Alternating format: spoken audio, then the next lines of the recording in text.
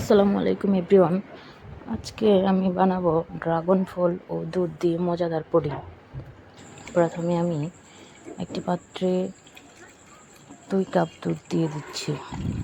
তারপর দিয়ে দিচ্ছি আগার আগার পাউডার 1 চামচ, তার থেকে একটু কম। তারপর দিয়ে দিচ্ছি 4 চা চামচ চিনি। চিনিটা আপনাদের স্বাদ অনুযায়ী দিতে পারবেন। তারপর দুধটাকে ভালোভাবে নাড়াচাড়া দিয়ে কিছুক্ষণ ফুটিয়ে নেব। তারপর দিয়ে দেবো স্বাদ মতো লবণ। তারপর আবারও কিছুক্ষণ ভালো করে জাল করে উঠিয়ে নেব। তারপর একটা পরিষ্কার পাত্র নিয়ে নিচ্ছি, সেখানে একটু ড্রাগনের পিউরি দিয়ে পাটিটা মাখিয়ে নিচ্ছি।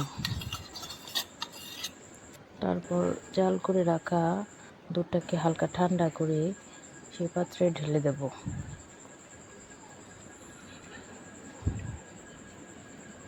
তারপর এই মিশ্রণটা ঠান্ডা করে ফ্রিজে রেখে দিচ্ছি 20 মিনিটের জন্য। ঠান্ডা হয়ে গেলে নামিয়ে আবারও ড্রাগন ফল দিয়ে সেম প্রসেসে পুডিংটা বানিয়ে নিয়েছি। আমি প্রসেসটা আবারও দেখিয়ে দিচ্ছি। একটি ড্রাগন ফল কেটে নিয়েছি। তারপর ভিতরের অংশটুকু সবটুকু নিয়ে একটা চামচের সাহায্যে এটাকে পিউরি বানিয়ে নেব। তারপর এখানে দিয়ে দিচ্ছি 3 থেকে 4 চা চামচ চিনি। চিনিটা আপনাদের স্বাদ অনুযায়ী দিতে পারবেন। তারপর দিয়ে দিচ্ছি একটু লবণ। তারপর আবারও আগার আগার পাউডার দিয়ে ভালো করে মিশিয়ে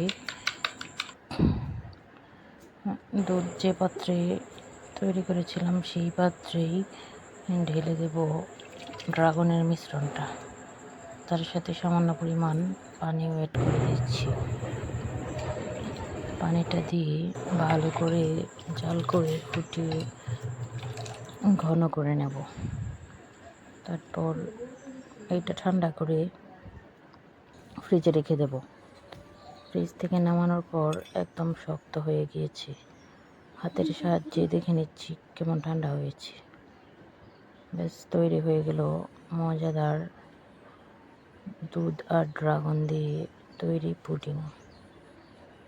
বাসায় একবার হলেও ট্রাই করবেন। ধন্যবাদ সবাইকে।